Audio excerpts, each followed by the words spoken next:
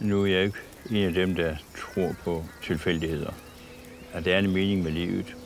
Og en meget vigtig mening med livet, det er jo, at det skal opleves.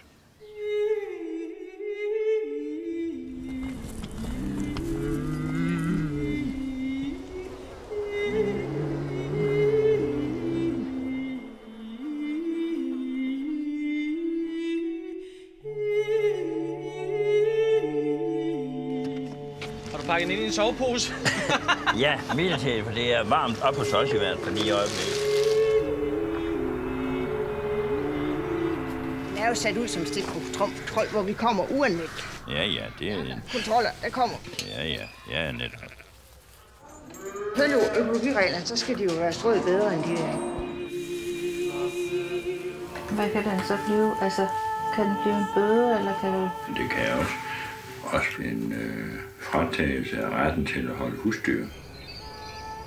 Det aller værst, tænker vi, det ville jo være, hvis det gik på tvangsaktion eller sådan noget.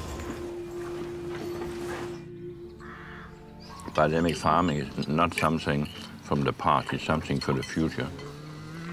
And the future might come tomorrow, it might come in 100 years, but we have to prepare. Det var godt, små venner. Det var godt.